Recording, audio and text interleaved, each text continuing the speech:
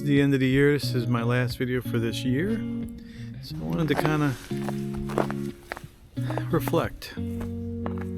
Now, I know none of you really know who I am or my story, but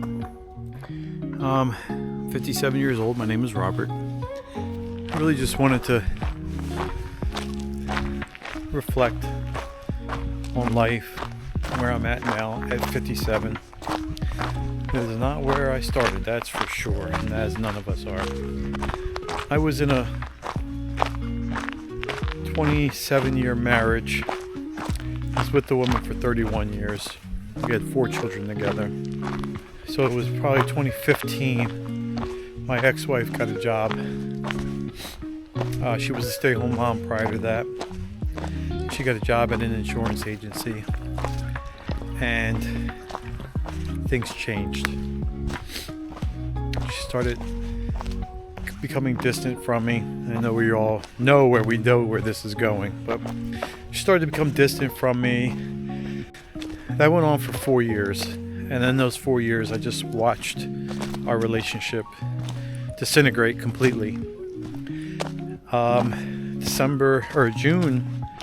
June 18th, as a matter of fact, 2019, my oldest daughter was killed in a motorcycle accident.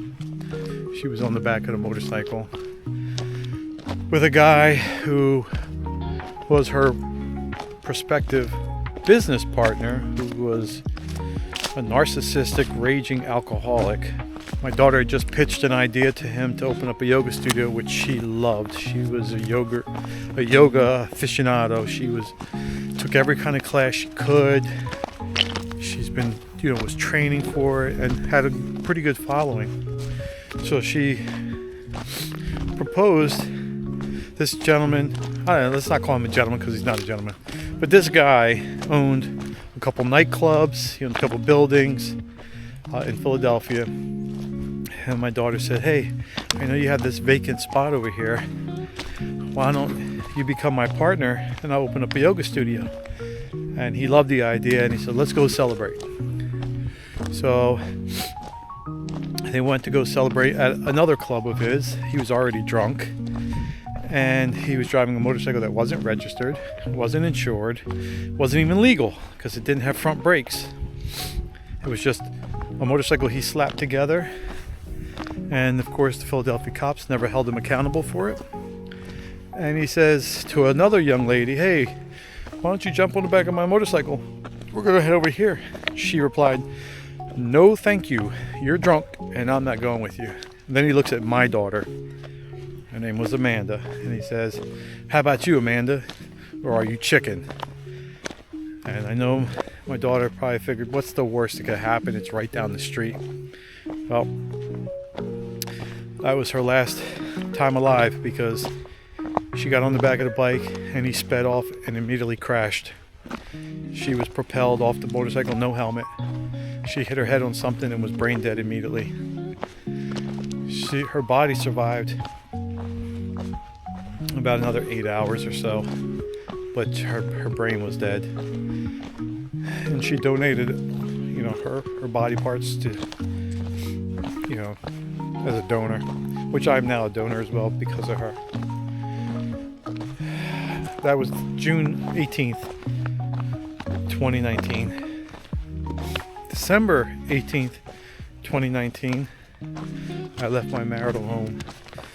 I moved into with a friend of mine, rented a room off of him, and he lived in a basement condominium, which is disgusting. And I rented a room off him, and he was very strange. I didn't know that about him until I started living with him. But COVID came around that March 2020, and I ended up losing my job. So all within a year, I lost my oldest daughter. I lost my family, and then I lost my job. And I was pretty down. I had no idea what I would do. So I laid in bed, I remember, for 3 days. I didn't move, I didn't eat. I'm staring at the ceiling. And I don't know. I just was looking at the ceiling and I thought to myself, what am I going to do? Lay down and die? Or am I going to get up and fight? Because life's not over. So that's what I did. Went and got another job. Paid much less than my previous job. I had to pay alimony to my ex-wife, which hurts. So I actually had a really good conversation with the universe one day after dating a couple different women. And I'm not a person for drama. So I wrote down what I wanted in a woman. And I made a list. And I put it on my wall. And I looked at that list every day. And that list, that asking the universe, brought me the wife I have today. It was a wonderful woman. I now know what it's like to be loved. Like truly loved and adored. It's been an interesting road coming back, and I'm still not there yet. But I have a wonderful wife. She has 3 children. And I hunt with her son. He's on a rocky road, but he's okay. He's a good kid. Her daughters have been great. So I have a lot to be thankful for. My wife introduced me to the Pennsylvania woods. She knew I liked to hike. So she started taking me out to the woods. And I was fearful being in the woods originally because of bears, But Pennsylvania has more, they allow you to exercise your freedoms. I bought a gun that I could take with me into the woods just to give me confidence. And actually, sometimes I leave it at home. But I've learned to love the woods. I really enjoy being out in nature. I feel like it's been a part of my life that I've been missing for a long time. That's why I changed the name of this channel. I've actually had this channel for a long time, but haven't really had any direction on it. Just kind of been posting here and there. But this year I've made a commitment to post every single week, which I've been fulfilling. Now I can't say that the content is great, but I'm trying. I'm posting every week.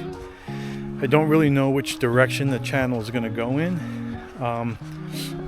It's changed names several times, but I'm just getting into the habit of being consistent, and I think the vision will come. So really just wanted to post this video just to say how thankful I am. I'm thankful for all the new subscribers. I'm thankful for the old subscribers who subscribed when it was probably 5 different channel names and it has always stayed on there. I don't know if you're actually even watching the content anymore, but thank you for having subscribed and not deleted it. So just wanted to, like I say, reflect. So a lot to be grateful for. Very thankful for my wife. I'm thankful for my life. I love my children. I'm still thankful. Even with all that, I'm still very thankful. So I just want to wish everyone a very Merry Christmas and a Happy New Year.